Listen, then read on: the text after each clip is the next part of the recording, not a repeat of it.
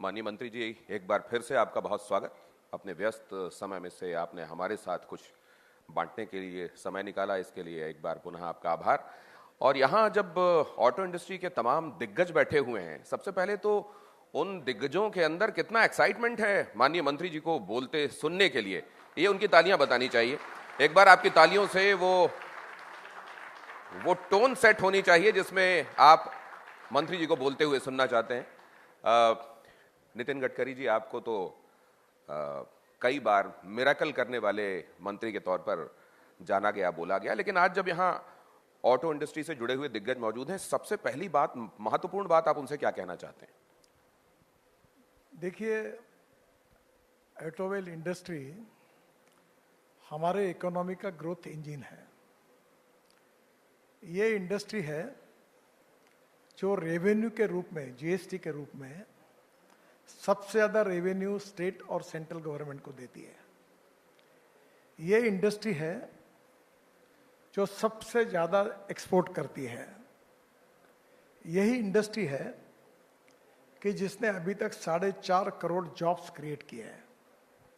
और मैं सबसे इम्पोर्टेंट बात ये बताना चाहूँगा कि इसकी जो ग्रोथ हो रही है वो इतनी तेज़ी से हो रही है कि ये लोग भी शायद इमेजिनेशन के बाहर है, क्योंकि हिंदुस्तान ये फास्टेस्ट ग्रोइंग इकोनॉमी है और प्रधानमंत्री जी का ये मिशन है कि हम वर्ल्ड में 3rd लार्जेस्ट इकोनॉमी बने। और आज ही IMF ने हमारी जीडीपी ग्रोथ को 7.4% एक्सपेक्ट किया है, बढ़ाया और कुछ। तो मुझे लगता है कि सबसे बड़ा ग्रोथ इंजन ऑटोमोबाइल इंडस्ट्री है। और मैं आपको एक बात बता दूं कि हमारी सरकार जब आई 2014 में, मोदी जी प्रधानमंत्री बने, तो इंडस्ट्रीज का साइज तब उस समय 15 लाख करोड़ था। तब हम 7वें नंबर पे थे और आज ये परिस्थिति है कि हम 22 लाख करोड़ की इंडस्ट्री बने हैं और हमारा वर्ल्ड में नंबर 3रा है। अभी हमने जापान को भी पीछे डाला है और हम 3rd नंबर पर आए हैं। पहले नंबर पर यूएसए है 79 लाख करोड़, फिर चाइना है 49 लाख करोड़ और हमें 22 लाख करोड़। और मेरी विश्वास है और इन सब के ऊपर भरोसा है कि ये जिस प्रकार से काम कर रहे हैं, तो मैं ये डिक्लेरेशन नहीं कर रहा हूँ, ये उद्दिष्ट है, टारगेट है कि इन लोगों ने अगर काम किया और ये कर रहे हैं और जिस प्रकार के इनोवेशन, टेक्नोलॉजी, रिसर्च कर रहे हैं, हम 5 साल में लगभग 1 नंबर पर पहुंचने की कोशिश करेंगे, इतना राइज होगा। इसके 2 इंपॉर्टेंट कारण हैं। हिंदुस्तान में स्किल्ड मैन पावर अवेलेबल है। दूसरी बात, जो स्क्रैपिंग पॉलिसी के कारण हमने बड़े प्रमाण पर, अब स्क्रैपिंग पॉलिसी सक्सेसफुल हुई है और बड़े प्रमाण पर स्क्रैपिंग चल रहा है, जिसके कारण एल्यूमिनियम, कॉपर, प्लास्टिक, रबर, सब स्क्रैपिंग मटेरियल बहुत सस्ता मिलेगा। कुछ प्रेशियस मेटल्स भी है, जिससे हमारी कॉस्टिंग ऑटोमोबाइल कंपोनेंट्स की काफ़ी कम होगी।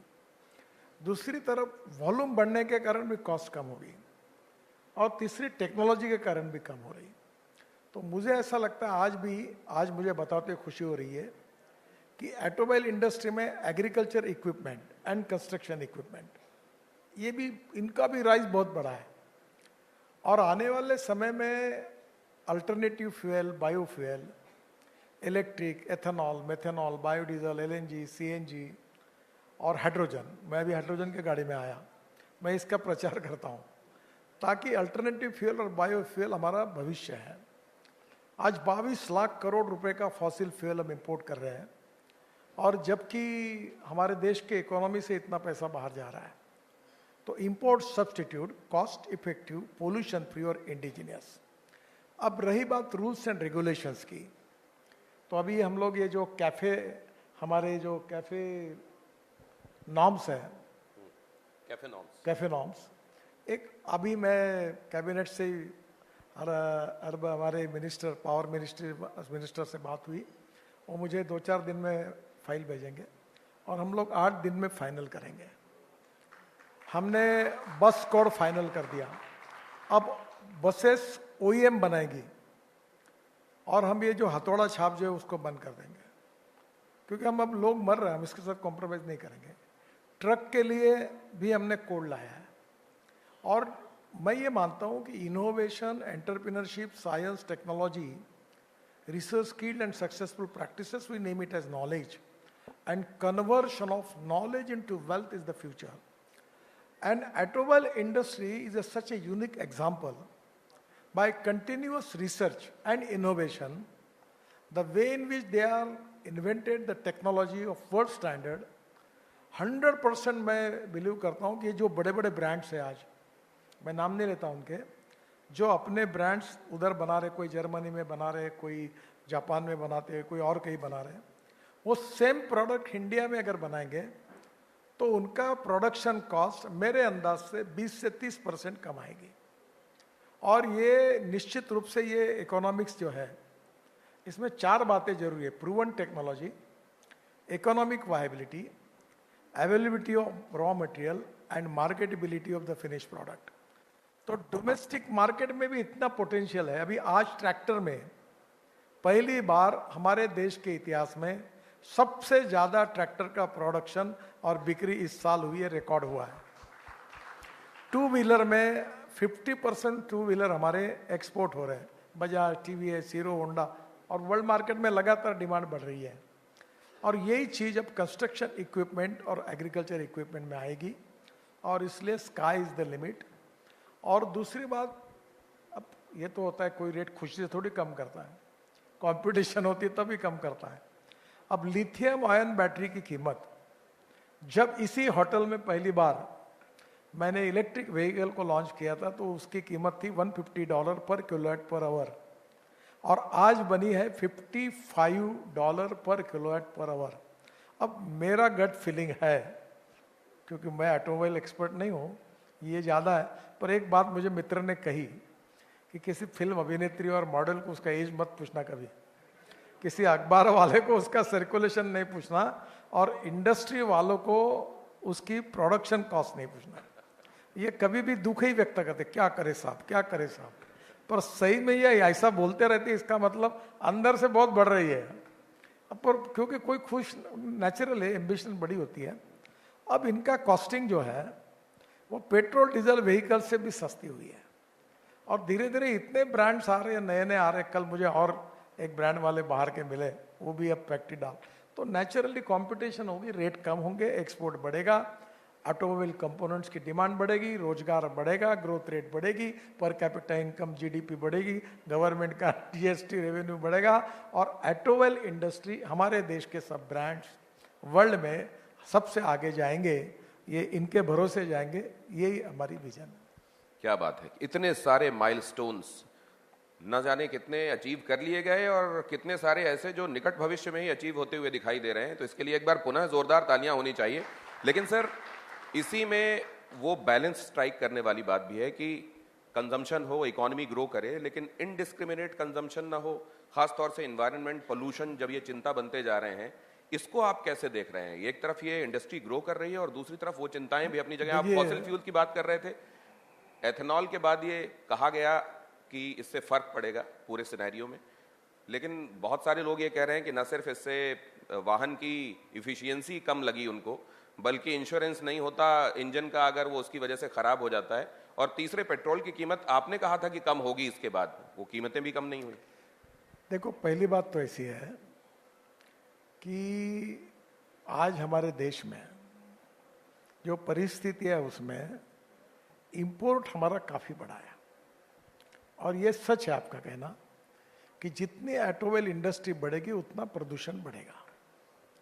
अभी हमारे दिल्ली के प्रदूषण में 40% कंट्रीब्यूशन इंडस्ट्री का है, यह सच है, और इसको मैं स्वीकार करता हूँ। एज ए मिनिस्टर मैं इसकी जिम्मेदारी स्वीकारता हूँ, पर हमारा कोशिश ये है कि कल हमने 15 लोगों को पेटेंट के लाइसेंस दिए 10 दिन पहले, परली से बिटुमेन बनाने की, प्राइवेट इंडस्ट्री को। अब 50 लाख टन परली से अगर बनेगा तो परली रहेगी नहीं, अब परली से एविएशन फ्यूल बना रहे हैं। अब धीरे धीरे वेस्ट टू वेल्थ, अब कचरा हम रोड में यूज कर रहे हैं। और दूसरी बात, फ्यूल में ये बात बिल्कुल जरूरी है कि अब हमारे देश में अभी तो 85 to 86% हमारा डिपेंडेंस फॉसिल फ्यूल पर है, जो इंपोर्ट करना पड़ता है। तो निश्चित रूप से हमें हाइड्रोजन से लेकर इथेनॉल से लेकर सब में जाना पड़ेगा। अब ये जो आप बता रहे हैं, हमारे इथेनॉल ऐड करने से कोई इफिशिएंसी कम नहीं हुई है, कोई तकरार रिसीव नहीं हुई है और पूरी तरह गलत बातें हैं। अब ये पेड कैंपेन चला, उसके अलग अलग कारण हैं। इस देश में केवल बिहार और यूपी के किसानों को जो कॉर्न की प्राइस 1200 रुपये क्विंटल पर आई थी और एमएसपी 1800 रुपये क्विंटल थी, वो जैसे मक्के से इथेनॉल शुरू हुआ तो प्राइस 2800 रुपये क्विंटल गई। तो क्या देश के उत्तर प्रदेश और बिहार के किसानों के जेब में 42,000 करोड़ उनके पॉकेट में गए? क्या रूरल एग्रीकल्चर, ट्राइबल और फॉरेस्ट के एरिया में प्रगति और विकास नहीं होना चाहिए? क्या किसानों में उनका अगर प्रोडक्ट को अच्छे, अभी चावल में हम नंबर 1 बने वर्ल्ड में। अब हमने 19 कुछ तो भी 220 लाख टन कुछ तो भी अभी एक्सपोर्ट हुआ है बड़े प्रमाण पर, 19% उसका चावल का। अब हमें क्रॉप पैटर्न बदलना पड़ेगा। तो देश में इंटीग्रेटेड अप्रोच में सबको देखना पड़ेगा। और इसलिए मैं ये मानता हूँ कि पेट्रोल डीजल अगर हमारे देश में तैयार होगा तो हम निश्चित रूप से कोई प्रॉब्लम नहीं है। अब जिन देशों में गैस उनका है, पेट्रोल डीजल है, ठीक है। फिर हमें टेक्नोलॉजी लानी पड़ेगी। अभी हमारे यहाँ के एक आईआईटी के इंजीनियर को फोर्ड कंपनी ने अवार्ड दिया और उसने जनरेटर सेट में ऐसी टेक्नोलॉजी लाई जो मैंने खुद देखी कि 9% पोल्यूशन कम होता है, 10% रहता है। तो एक बात जरूर है कि इंडस्ट्री को ये सोचना होगा कि pollution is a big concern और किसी भी स्थिति में पोल्यूशन को कम करना, और ये जो विशेष रूप से एक तरफ हमारी इकोनॉमी के इंपोर्ट को कम करना इकोनॉमिकली, ये भी हमारे सामने चैलेंज है। और इन स्थिति में वर्ल्ड में अब इसको पोल्यूशन की बात को लेकर लोग एक्सेप्ट कर रहे हैं। यूरो 6 के इमिशन नॉर्म्स आ रहे हैं, अभी वो और बढ़ रहे हैं। तो मुझे लगता है कि लोग भी बदल रहे हैं। तो मुझे लगता है कि आने वाले समय में हमें वर्ल्ड में विश्व का विचार करते हुए पोल्यूशन को कम करना सोचना ही होगा। और जो डीजल पेट्रोल अगर यूज़ करेंगे तो ऐसी टेक्नोलॉजी डेवलप करनी होगी कि पोल्यूशन नहीं के बराबर है। और दूसरी बात, इकोनॉमी का भी सोचना पड़ेगा। और तीसरा, पब्लिक की अफोर्डेबिलिटी क्या है ये भी देखनी पड़ेगी। तो मुझे लगता है अब नई अभी फ्लैक्स इंजन की टेक्नोलॉजी आई कि आप 100% इथेनॉल पे चलोगे, बिजली भी तैयार होगी, तो पेट्रोल के भाव एकदम कम आते हैं, तो कंज्यूमर की भी बचत होती है। अब इलेक्ट्रिक भी आया। अब इलेक्ट्रिक में एल्यूमिनियम एयर टेक्नोलॉजी आई, अब मैंने खुद देखा वो। अब वो एल्यूमिनियम की प्लेट ही फ्यूल बनी है, तो नेचुरली और कॉस्ट का भी रोज हाइड्रोजन पे आ रहा। अभी हाइड्रोजन में हमारा प्रॉब्लम है। मैं इंडस्ट्री को रिक्वेस्ट करूंगा कि transport of hydrogen and hydrogen filling station, ये बहुत बड़ी समस्या है। मैंने इसी होटल में 6 महीने पहले टाटा के 3 ट्रक को लॉन्च किया। जो 2 ट्रक थे वो आईसी इंजन में हाइड्रोजन डालकर चलते थे और एक हाइड्रोजन फ्यूल सेल पर था। अब नेचुरली अब हम वो 10 रूट पर एनएचआई के तरफ से 650 करोड़ का पायलट प्रोजेक्ट कर रहे हैं। पर हमारी कंसर्न है कि transport of hydrogen and hydrogen fuel station में हमें प्रॉब्लम है। फिर इलेक्ट्रिक चार्जिंग स्टेशन में प्रॉब्लम है। अभी हमने हमारे से गलती हुई, एक्सेप्ट, मैं स्वीकारता हूँ। हमने हमारे रोड साइड एम्यूनिटी 670 बना रहे हैं, वो 22 रुपये यूनिट से बिजली बेच रहा है। तो कैसे वायबिलिटी आएगी? क्यों लोग इलेक्ट्रिक कार खरीदी करेंगे? तो मैंने पावर मिनिस्टर को रिक्वेस्ट की कि जो इलेक्ट्रिक व्हीकल में एनर्जी के रूप में जा रहे हैं उसका अलग रेट और टैरिफ करना होगा, ताकि हम उसको जब सस्ता देंगे तभी वो चल पाएगा। तो धीरे धीरे समस्या भी है और मार्केट भी अच्छा है। और मैं एक बात इंडस्ट्री को कहूँगा कि there are some people who convert problems to opportunities, और ये उनमें से नहीं है, पर there are some people who convert opportunities into the problems. तो मुझे लगता है प्रॉब्लम्स को सोचो मत, पॉजिटिविटी और सेल्फ कॉन्फिडेंस के साथ आगे जाओ। Sky is the limit. ये ट्रैक्टर का जैसे उदाहरण है, वैसे सब बातों में हम आगे जाएंगे। जो देश हमारे से कंपटीशन कर रहा है उसको हम क्वालिटी में और कॉस्टिंग में भी आगे जाएंगे उसके, ये मेरा विश्वास है। और जा रहे हैं लोग, और हमारी भी कुछ प्लस पॉइंट्स हैं।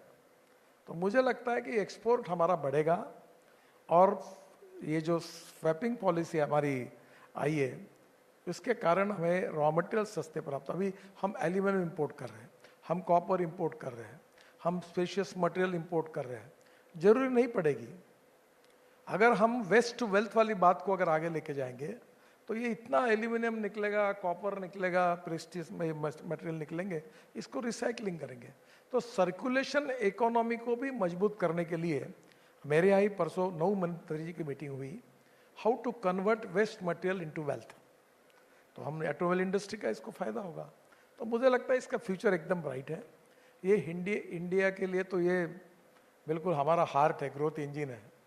और इस इंडस्ट्री को सपोर्ट करना, फैसिलिटेट करना, और सब अभी जीएसटी भी हमारी सरकार ने कम किया तो इनका सेल बढ़ गया। तो नेचुरली सरकार इस इंडस्ट्री को पूरी तरह सपोर्ट कर रही है। और ये मैं नहीं मानता कि ये इतना टर्नओवर बढ़ा रहे हैं यानी केवल खुद के लिए वेल्थ क्रिएट कर रहे हैं, ऐसा नहीं है। They are not only wealth creator, they are employment creator. तो मुझे लगता है कि ये इंडस्ट्री का फ्यूचर भी अच्छा है और ये हिंदुस्तान की इकोनॉमी का ग्रोथ इंजन भी है। और इनकी क्वालिटी, इनके टेक्नोलॉजी, इनका कॉस्टिंग, ब्रांड वैल्यू सब अच्छा है और स्काई इज द लिमिट, ये बहुत आगे जाएगा। इंडस्ट्री के लिए स्काई इज द लिमिट जब मंत्री जी कह रहे हैं तो आप लोग इतना चुपचाप सुन रहे हैं। इसीलिए शायद वो ये कहते हैं कि सब कुछ अच्छा होने के बावजूद हाँ साहब ठीक है लेकिन समस्याएं बहुत हैं वाली बात रहती है। एक बात बताऊंगा, हाँ देखो technology is important, resources is important. मैं अगर रोड में, अभी दूसरी बात, इनके ग्रोथ का तो बैकबोन मैं हूं। अभी जो इन्होंने जितने रोड देखे वो तो ट्रेलर है, असली फिल्म शुरू होना बाकी है। और अभी आज ही मैं बैठा था सुबह, आप कैन यू बिलीव कि दिल्ली से ग्वालियर 2.5 घंटे में होगा, अब अमृतसर 4 घंटे में होगा, अभी ये दिल्ली से देहरादून 2 घंटे में होगा। योगी जी ने मुझे कहा कि हमारी समस्या है आपके कारण निर्माण हुई। मैंने बोला क्यों? बोले प्रयागराज में जो आया वो गाड़ी लेके आया देश भर में, तो वहां गाड़ी के पार्किंग का प्रॉब्लम है। उत्तराखंड में 4 धाम रोड बन गया, इतने लोग जा रहे हैं कि उनको रिस्ट्रिक्ट करना पड़ा। अब मैं ये जो दिख रहा आपको, अभी पहले हाईवे को हम 4 लेन 6 लेन बना दे, मैं ग्रीन हाईवे बना रहा हूं, नए रोड, कहीं स्टॉप ही नहीं है, उसको सिग्नल ही नहीं, डायरेक्ट निकल रहा आप। तो मुझे बताइए कि इतने लोग हैं कि अच्छा हर आदमी गाड़ी खरीद रहा। अब तो ऐसी स्थिति आ रही है कि घर में 5 लोग और 7 गाड़ियां, और पार्किंग के लिए हमने रोड बनाया उनके लिए, पूरे रोड पर। दिल्ली वाले तो इसमें पूरी गाड़ियां रोड पे खड़ी कर देते हैं। तो मैं आपको बता रहा हूं, ये जितने रोड बनेंगे उतनी गाड़ियों का सेल डोमेस्टिक मार्केट में और बढ़ने वाला है। और इसके लिए वेटिंग लिस्ट आएगी इन्हें प्रोडक्शन करने के बाद। तो मुझे लगता है कि आने वाले समय, अब 10 साल तो कोई प्रॉब्लम नहीं है, और एक्सपोर्ट मार्केट भी बढ़ेगा। तो डोमेस्टिक मार्केट बढ़ेगा क्योंकि उसके लिए पूरा इकोसिस्टम इंफ्रास्ट्रक्चर तैयार है उसको एनकरेज करने के लिए, और एक्सपोर्ट्स बढ़ेंगे। एक छोटी बात मैं इनको रिक्वेस्ट करूंगा, हमारा पब्लिक ट्रांसपोर्ट अच्छा नहीं है। अभी मैं टाटा के साथ मिलकर एक नई सिस्टम को हम लॉन्च कर रहे हैं नागपुर में, 135 सीटर बस है। अब पब्लिक ट्रांसपोर्ट में हमारे पास इलेक्ट्रिक बसेस की प्रोडक्शन कैपेसिटी कम है। हम 50-55 हजार बसेस बना रहे हैं और हमारी रिक्वायरमेंट 1 लाख बसेस की है।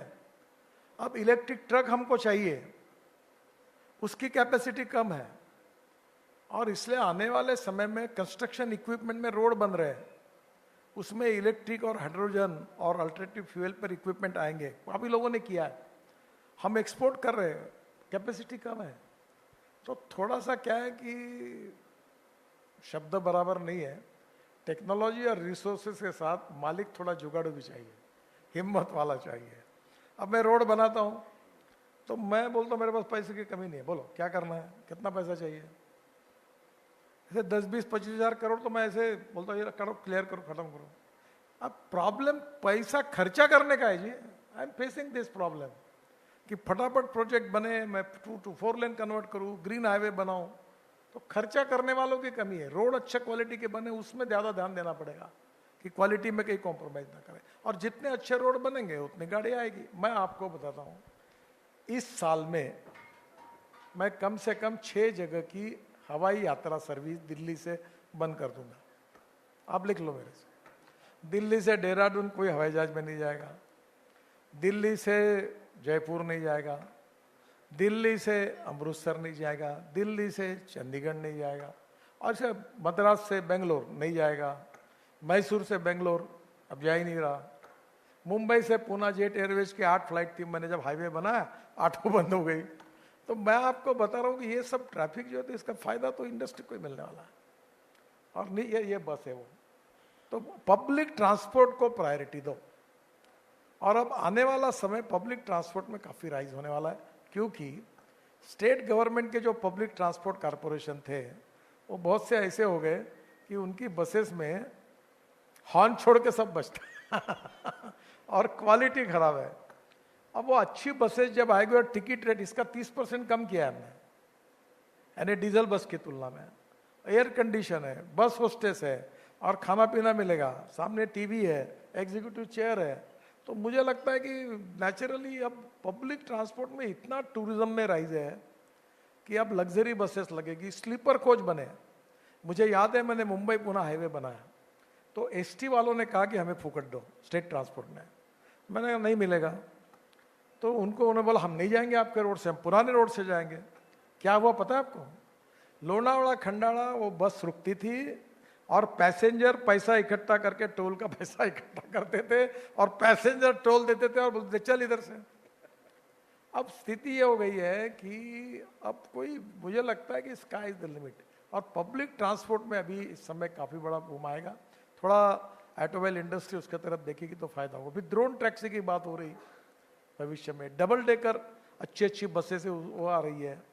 तो मुझे लगता है कि आने वाले समय में ट्रांसपोर्ट सेक्टर में, मेरा हाईवे है, अगर ये 40 किलोमीटर चार्ज होती है और जाती है, अब मेरे हाईवे पर मैं पब्लिक ट्रांसपोर्ट शुरू करने वाला हूँ, तो 40 किलोमीटर में बस रुकेगी, 20 सेकंड में चार्ज हो गई, फिर चली जाएगी।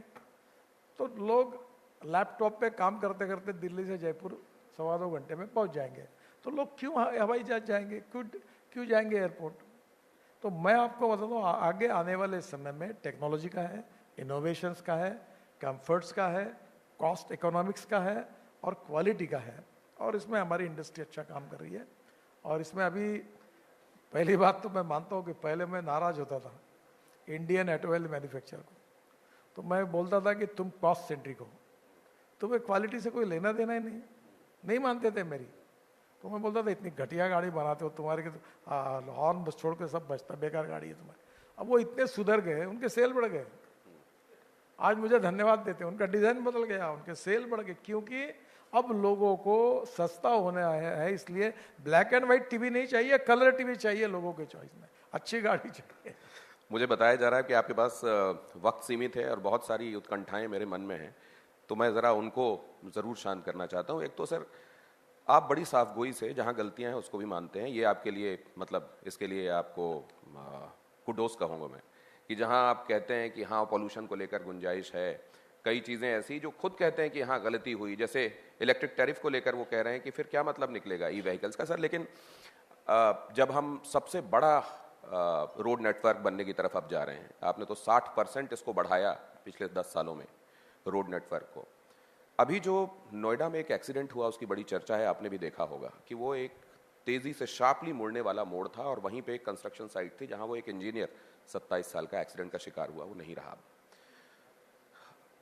बहुत सारा अच्छा काम हो रहा है, लेकिन यहां जो ये गुंजाइशें दिखाई दे रही हैं, 2024 में 1,77,000 से ज्यादा एक्सीडेंट्स, इनको आप कैसे देख रहे हैं? पहली बात तो ये घटना बहुत दुर्भाग्यपूर्ण है और निश्चित रूप से हमें इसमें सोचना पड़ेगा, पर मैं नम्रतापूर्वक बता रहा हूँ, उसको गलत इसमें मत लीजिए, वो रोड हमारा नहीं था।